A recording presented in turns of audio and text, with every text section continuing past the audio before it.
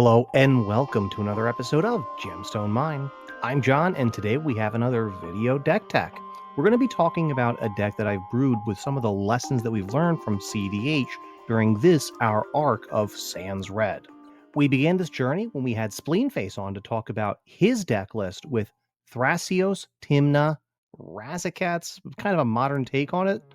As Spleen said, something a little bit less serial. Then we talked about what high color decks look like in cEDH and why they are such a big part of the metagame. Today, we're going to be brewing our own Sans Red deck, and I think we got something a little bit more interesting than the average Tymna Thrasios deck. Is it better? I'm going to let you be the judge of that for yourselves. But before we get started, I wanted to thank you again for joining us here on Gemstone Mine as part of Commander Cookout Media Group.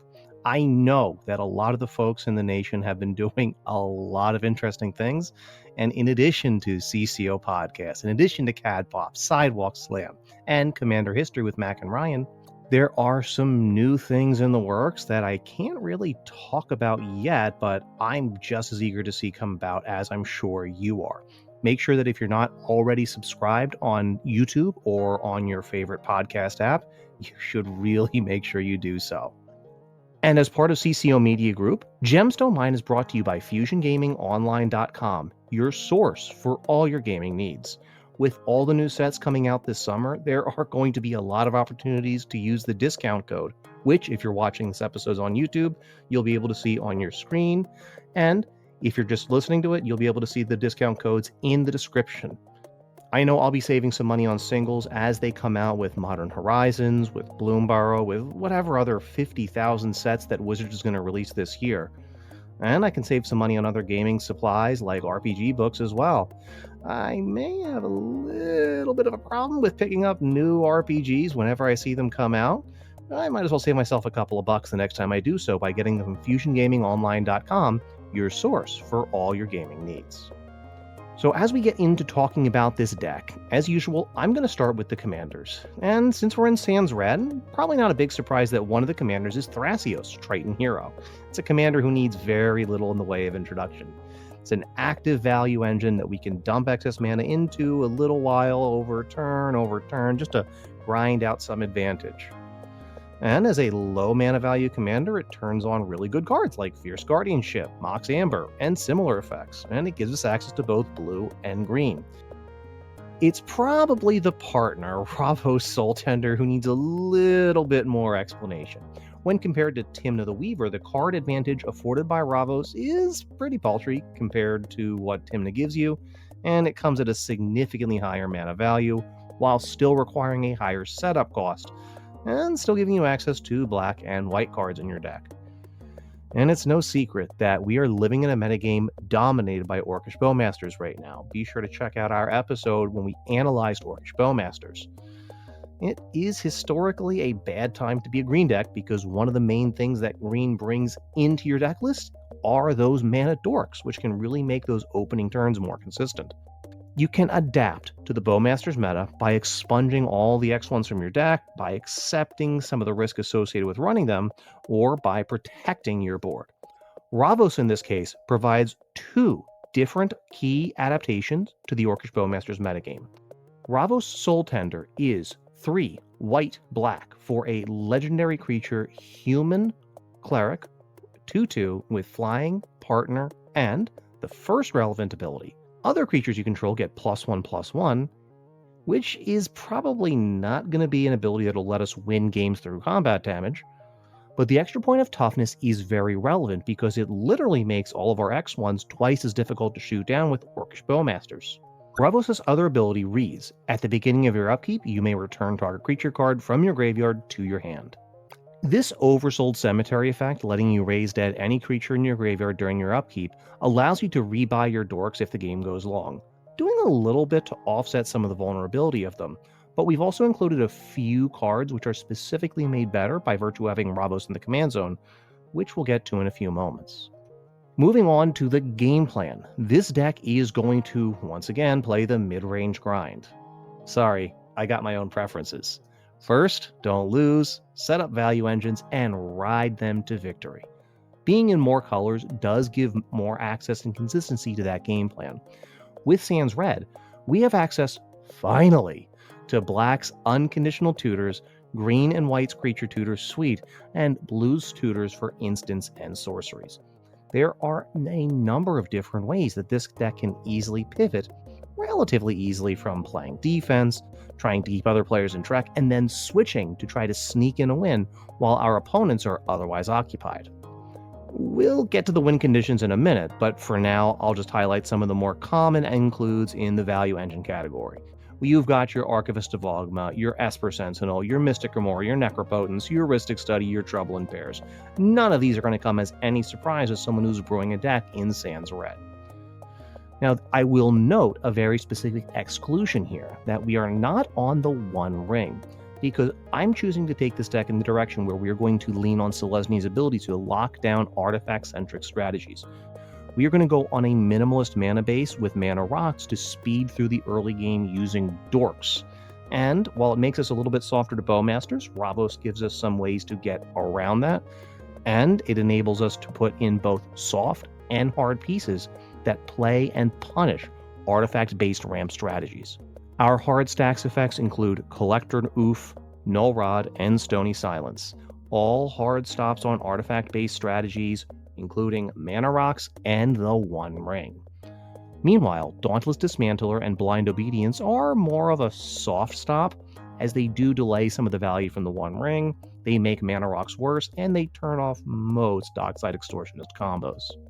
We're also running a few other useful stacks pieces. While we are not a true stacks deck, we are trying to play the mid-range game, and slowing the game down only works in our favor.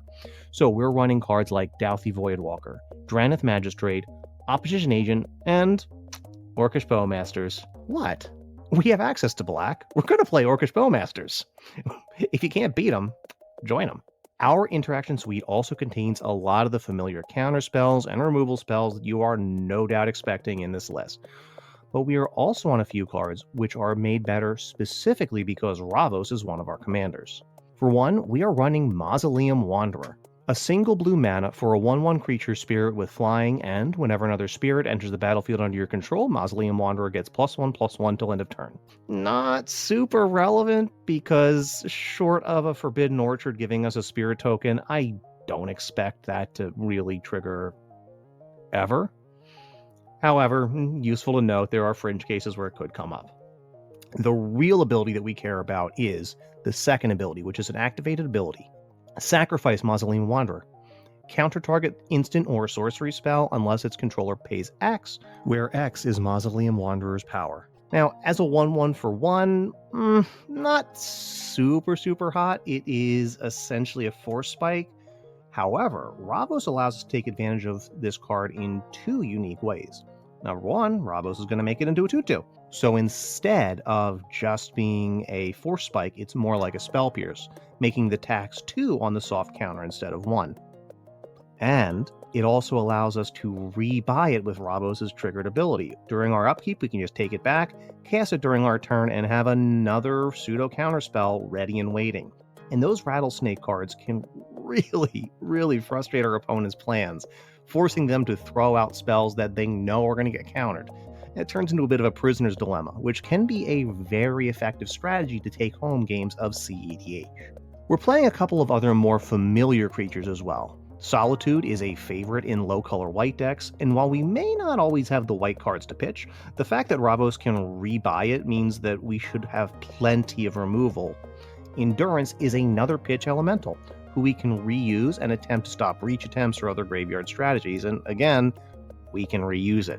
So it's never necessarily wrong to cast it out there, get a little bit of value, and just get it later after you use it to chump block. Cathar Commando is a card that I think is a little bit loose. It was somewhat popular a couple of years ago when it first came out. 1 and a white for a 3/1 creature human soldier with flash, and pay 1, sacrifice Cathar Commando, destroy target artifact or enchantment. Now, it'd be nice if it was exile and not destroy, but frankly, again, Ravos makes this card a lot more attractive. With Ravos in the command zone, and once we've cast him, Cathar Commander is going to be a 4-2 instead of a 3-1, meaning that it trades up with essentially anything when you flash it in as a surprise blocker. Or you can use its ability to sacrifice itself to get rid of an artifact or enchantment, getting rid of somebody's Rhystic Study, Mystic Remora, a way to slow down other people who are trying to grind out value, and then Ravos can just get it back the next turn and you can hold up mana with it. Cathar Commando has a lot of attractive aspects to it when you view it through the lens of having your Ravos in play, and I think it's an interesting way to attack the metagame. We're also running Grist the Hunger Tide. This is the Planeswalker who is a creature in every other zone.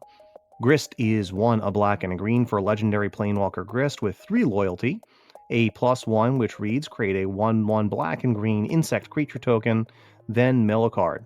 If an insect card was milled this way, put a loyalty counter on Grist and repeat the process. We're not running any other insects. It's not gonna happen. However, it is a useful way to start putting some cards in our graveyard and putting some more loyalty onto Grist.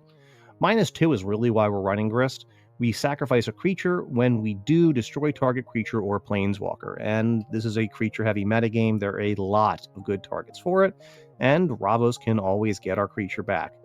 And because Grist is going to be a creature in the graveyard, if you happen to do the pattern of play of -2 Grist, +1 Grist, -2 Grist, Ravos can then get it back on the next turn. It's slow, but it is a repeatable form of grindy value, which can be very good in the current mid-range metagame. Now, there is also a -5 ultimate on Grist, not too hard to get to. Each opponent loses life equal to the number of creature cards in your graveyard. Yeah, you could potentially use that as a win condition. We are running quite a few creatures in the deck. At our current count, it is going to be 29 plus Grist plus our commanders. Still, I don't really expect to ever get to that. If we do, sweet, but not necessarily a primary game plan for this deck. Outside of our interaction suite, Ravos also enhances some really nice value engines. For one thing, Esper Sentinel's already a good card, but Esper Sentinel being a 2/2 not only protects it from Bowmaster triggers, but the tax on non-creature spells is now 2 instead of 1, which means people are much less likely to be able to afford it, and you're much more likely to draw cards off of it. We are also running Kutzil Malamut Exemplar. This is already a pretty good variant of Grand Abolisher, but Ravos being an Anthem means that all of our creatures who get in for combat damage will deal more damage than their base power, turning Kutzil into a weird mashup of Grand Abolisher and Tymna the Weaver. By itself, maybe not amazing, but a little bit of additional value can go a long way. And I will also say that Ranger Captain of Eos being reusable makes it really easy to police other players' win attempts, while still being able to rebuy the captain on your upkeep, set it up again, and tutor up another 1 mana value creature to boot. Next up, Boromir, Warden of the Tower, is already a criminally underlooked card as a way to shut off 0 mana value and free spells, but the fact that he can just blank a turn of Bowmaster's triggers and then just be bought back by Ravos on the next upkeep is a really sweet upside. Dalthi Voidwalker gets a little better when you can crack it multiple times in a game to take advantage of multiple cards exiled with void counters on them.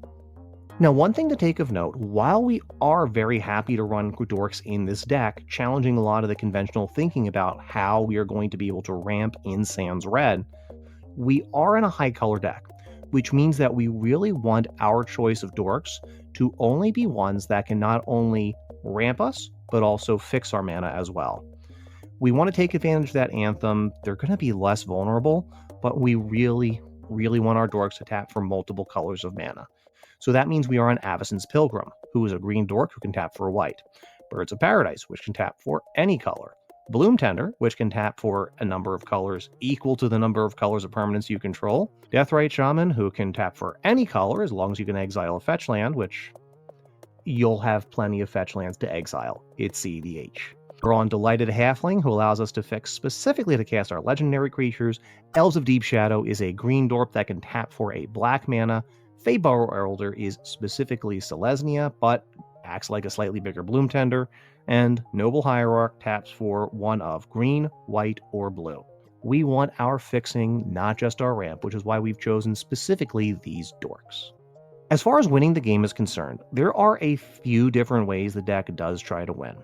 One is one that I have to give a shout out to DJ Yavamaya for, who you may remember from our Arc of Azorius when he told us about his Kameshi Reality Architect deck. This deck is going to attempt to use a strategy that DJ actually had suggested, trying to use Atraxa Grand Unifier better than the Atraxa decks already do.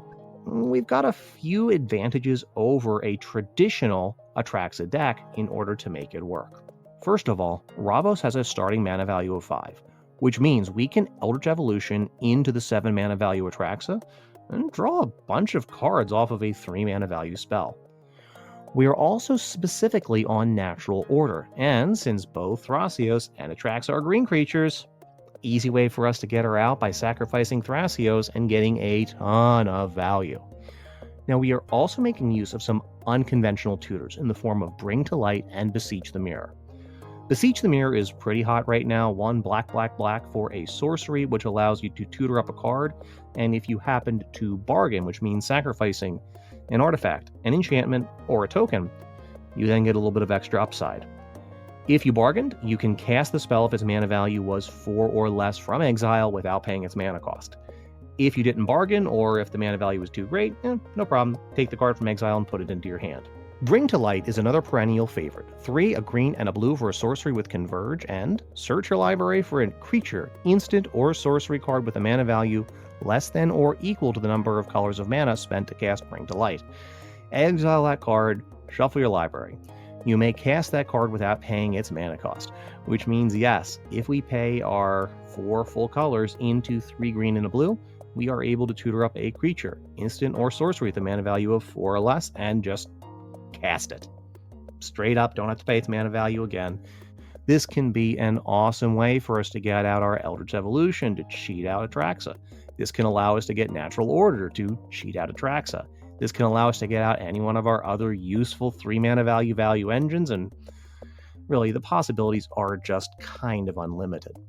We are also running a couple of other ways to make it a little bit easier to just hardcast Atraxa if we need to. Specifically, we are running Calling Ritual, which will allow us to almost certainly get the mana needed to cast Atraxa if she's stuck in our hand, as long as we can also spare a white and a blue in the same turn. I'm also choosing to experiment in this deck list with the new Shifting Woodlands from Modern Horizons 3 as a way to virtually reanimate a creature like Razaketh the Foul-Blooded for a turn, which in most cases is often enough. Shifting Woodlands is a land that enters the battlefield tapped unless you control a forest. You can tap to add green to your mana pool, or if you have Delirium, which again means you have 4 or more card types among cards in your graveyard, which I honestly don't think will be too hard to turn on into the late game in cEDH. If you have Delirium, you can pay 2 green. Shifting Woodlands becomes a copy of target permanent card in your graveyard until end of turn. Activate this only if there are 4 or more card types among cards in your graveyard.